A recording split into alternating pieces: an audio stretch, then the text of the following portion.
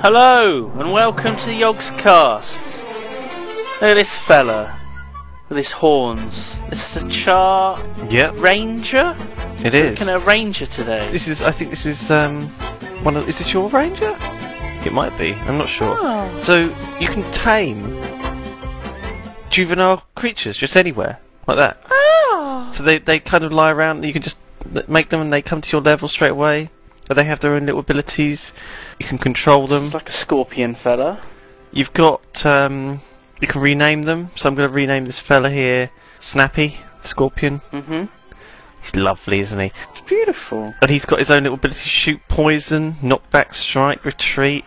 And there's all these pets. Look, boars, drake hounds, snow leopards, wolves, spiders, warthogs, ice drake.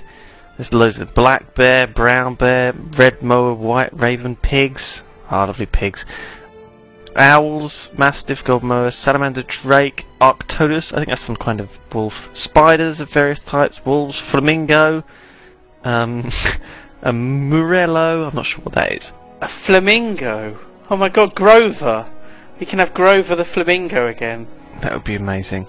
So these things are actually just scattered around. You'll find them in quest areas where there are other of their same animal, and they're just called juvenile ones. They're friendly. You just go up to them, you press F, and it tames them, and it adds them to your list, and you can switch between any of them at any time. It's very convenient. F1 is your pet bar, and F1 is by default attack, so your pet starts attacking, and then you've got various kind of, you know, ranged attacks as a ranger. Can't use rifles as a ranger. They're more attuned to nature. Gutted. But you can Gutted when I found that out. But most of the other abilities are sort of more ranged type based, and in fact rangers at the moment are the most overpowered class in PvP, at least. The pets do a large amount of damage, and also the default auto attack of the longbow, much like the Mesmer greatsword, does more damage the further you are away. And I think that's this one here, yeah. So at 1,000 plus range does 42 damage, and also it's a combo projectile, so shooting it through stuff does a lot of damage as well, and that's pretty important. So the way these PvP teams have their system up is that they have a few people who throw down the combo fields, and then a series of rangers who shoot through them, and it's very, very, very powerful at the moment. Axes, you don't hit them with melee, you lob them. So I don't know what I'm doing here. Whirling defense, you know, block projectiles. Throw a boomerang in a line, and it bounces. Oh, I forgot about that. So axes are all bouncing around, aggroing all sorts of different mobs. I'm kind of making a mess of this, really. This one's actually a veteran, which is why it's so hard. And I'm also only level 4. It's okay, you had Snappy there. But Snappy did good. So that is a relatively short range. Professional, I'm dual wielding them, so you can actually swap out and dual wield slightly different things as well. This will ricochet by default off nearby foes, and if it's in range. But look at the range; it's so short range. It bounces around, which is handy. Spread pattern of bleeds. Isn't that a cool looking ability? Chilling axe is the third one. Whoa! There's a mortar there behind me that blew up. Block projectiles as well, with that whirling defense thing. So it is defensible, but I don't know. This isn't axis isn't usually a standard ranger weapon of choice, even though you start with it. Longbow is much more my kind of thing. I'm trying to sort of see how long range it is, which is sort of quite difficult to do, really. But these things stay still. I'm trying to stay up on this higher ground, but there you go. So I'm in range now, and it's fairly long range compared to most of the other stuff in Guild Wars 2. This is longer range than anything else in Guild Wars 2, and you know it does more damage at range, most definitely. So as it gets closer, you'll see that I'm hitting for a lot less, if I can even hit it at all. There you go. So like half as much basically at close range. The second ability is a kind of channel thing where you shoot several bolts at once, and I guess the disadvantage is that you have to stand still in order to do that. I don't know what the third skill is actually. I guess I'm just sort of have to do this sort of from memory a little bit. I mean, that does a good amount of damage, so it is worth casting if you're in range to do it. Vulnerability. Okay, I think that reduces. It either increases the damage they take, or it makes their endurance regen more slowly. I'm not actually sure what vulnerability does. Wow, I sound so ignorant about this. We can't know everything about everything in the game after playing it for like one weekend. Oh, this is one of the classes I didn't play as well. That's a knockback though, which is good. And all of these things count as physical projectiles as well, so they all work through the combat field. And this is like a cripple field, so you fire arrows up in the air and it cripples everyone in it. Like the old volley actually from Hunters that they took out. You've made a friend. Hello. No, he just came up and said hi. Who's that fella? I kind of didn't really give him any attention, so I was too busy killing all these drakes. I was looking actually for a juvenile salamander, because they're supposed to sort of spawn around this area. Rock drake. That's a hatchling, that's not the one I want. I'm looking for a juvenile one. But I don't think I actually found one in the end around here. So I'm going to actually just take a waypoint out somewhere else that I've been questing. I was hoping I'd got that waypoint already, but I haven't. This is the waypoint of the first instance, which is a little bit funny. We haven't really talked about that yet. Hopefully we'll do a video on it. We might have done one already by the time this video comes out. I'm not sure. But the first instance is kind of in a level 15 to 30 zone. Oh no, I think it's even in like a lower level zone than that. But it requires you to be level 30 to do it, which is a little bit odd. The instances are certainly something they're working on and need testing on, so that's something that's going to probably change a lot before the game's released. Whereas these sort of abilities are probably less likely to change so much. I'm equipping. What should I do? I've got great sword, I've got sword, I've got dagger, I've got war horn. I'm going to equip a dagger offhand. You can't use dagger in main hand, only offhand. Oh no, I'm going to equip a short bow and a dagger. Okay, sword, dagger, main hand, offhand. That works. So here's my sword, dagger. Again, the abilities are kind of changed based on your class, so you don't get the same abilities when you're playing a warrior with a sword as you do when you're playing a ranger with a sword. And the short bow is much like it sounds, shorter range, more sort of combat style than the long bow. Often you want your two weapon sets to be varied, so you shoot someone at range. If they get closer, you use the melee weapons to do useful abilities. So your basic chain attack is your first ability. There's usually one of these for every class. The second and the other abilities. Not the armadillo. So that's a oh my god. A leap how much backwards, damage? but also you can leap forwards again if you hit it again, I think. So I can't. What have I just pressed there? My dagger offhand. I poisoned it with the dagger main hand, with the dagger offhand first ability. I don't know what I'm doing. Twist around your foe to poison them is the third ability. Hannah will write these all out nicely. Oh, I found a juvenile, so I can just tame this fella. I didn't realise it was a juvenile, so I obviously tried to attack it. And it didn't let me. Oh. And it's automatically called Snappy again. I think that must be a bug. So let's rename him to something a bit more appropriate to a mower. There you go. Beaky. So yes, throw dagger. I would have gone with Clucky.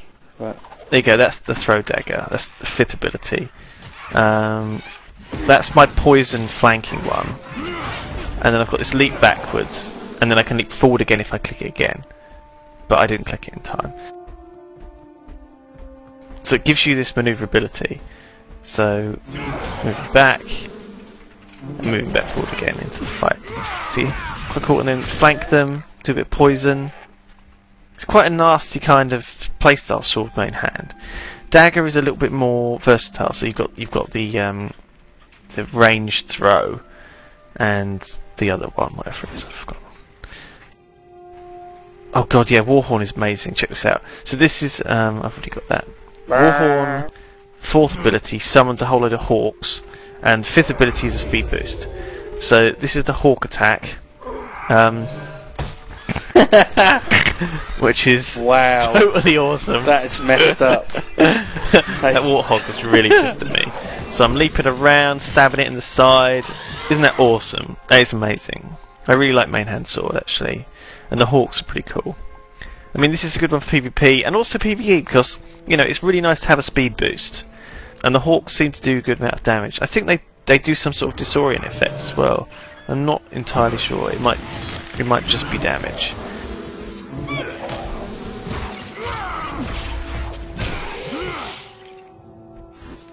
So, short bow, bleeding arrow, which makes them bleed if you hit them from behind or to the side.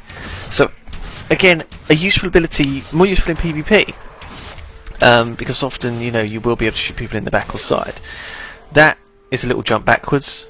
That is a cripple, and the fifth ability looks like some sort of vulnerability thing. So that's a cripple and bleed, that one. And obviously the bleeds will stack with each other, so, you know, multiple bleed effects will keep stacking. These are more traditional sort of abilities of this one, really. Yeah, and that one, last one, is a daze and a stun, a brief daze and a stun. So, yeah, it's very, very single target ranger, especially with the short bow. All of these abilities only affect a single person, and that's quite unique. A lot of Guild Wars 2 has AOE, a lot of classes have AOE, but here we've got a single target ranged attack, and that's, I think, why it's more powerful in PvP. It seems to be that everyone's using the longbows. I think this will change and these paradigms will shift as time goes on. So now I'm equipping the greatsword, which is a kind of a weird one. Again, very melee based, and it's actually kind of counterintuitive to what you would think, but it gives you a lot of maneuverability. There's a block sort of thing, which I think the idea behind this is that every class should be able to tank a little bit, you know, because it feels like in this game there are some big raid bosses and types of things to kill, and it feels like some of these abilities, like this sword block thing, are designed to let you just tank for a short period of time. So, you know, you can suddenly jump into the boss, be the closest one to it, block a foe, you know, or make it blind, and then, you know, roll back out again. It's weird. I'm not sure I like the idea of a ranger using a greatsword like this. I'm getting owned by these things as well. Well, it works for the Mesmer pretty damn well. This is much more melee, but that's true. But most of the Mesmer abilities are ranged based, though. I mean, they turn the greatsword into a ranged weapon, whereas with this, it's slightly different. I mean, you've got. I think I couldn't quite put my finger on it. So, elite skills and traits wise, we've got a couple of different ones. There's a different sort of series of classes of abilities. Some of them buff your pet and improve you. Some of them are kind of spirits that you summon, and they sort of just seem to sit there. The spirits. Hang on, I'll just kill this scorpion and I'll go back to it. I think they work a bit like a totem. So, looking at the skills, we got traps, various sort of traps, all sorts of different traps. We've got some signets. Signets are these things that you can either give you a passive buff unless you activate them. Survival sort of skills, like that one. There you go. See, it's quickness. The quickness is amazing. It makes everything go twice as fast. I love quickness. It's actually a buff you can get off certain other things as well. And then I've got Sun Spirit. Yeah. Which is it seems like a little totemy type thing. But I'm now in combat again, so I can't actually change my abilities. And that one there, search and rescue. Your pet will seek out a downed nearby ally and rest them, which is very cool in PvP. Because sometimes you don't have a chance, you know, to get your allies up. And also, I tried to use it, but there's no dead allies nearby. An important thing as well as a ranger is that your pet never dies. When it's low on health, it just sort of runs back to you and I didn't know that. It's essentially disabled. It doesn't do anything, but it doesn't die and needs to be rezzed, which always sort of bothered me in WoW. You know, my best friend, who was always there by my side. Not you, obviously. I mean the pet that I tamed. it would just die, and that's heartbreaking sometimes. Yeah. Seeing it, its body just limply fall to the floor. You don't have that in Guild Wars 2. So I guess these sun spirits and things are like totems. Look, so they sit there giving you a passive buff for a sort of fixed duration. But you can actually activate them like I just did there, and it will trigger a more sort of short-term effect. Actually, I don't think I did trigger it there. I buffed it with the Warhorn instead for some reason. But yeah, I think all of these spirits have sort of triggered effects, a bit like the turrets. They're stationary. You can't move them. I heard that you could move turrets around. Can you move turrets around? You have to pick it up, and then there's a cooldown, and then you have to put it back down again. I fiddled around and I couldn't seem to, but I think you're supposed to be able to. There was certainly a cogwheel sort of by them, and I've heard people say that you can move them around. So maybe that's something that we just weren't able to do because we're idiots. There's like a cooldown on it though, so you may as well just get rid of the turret and then explode it, and then wait for the cooldown and then place it again. Yeah. Well, there you go. I think that's everything. Thank you very much for watching this, guys. Hopefully it wasn't too confusing or frustrating. I think I got a bit mixed up with this one, since this is the first one I did and I wasn't super familiar with it. But we're going to do 2 more, Elementalist and Warrior. So stay tuned, and we will see you next time.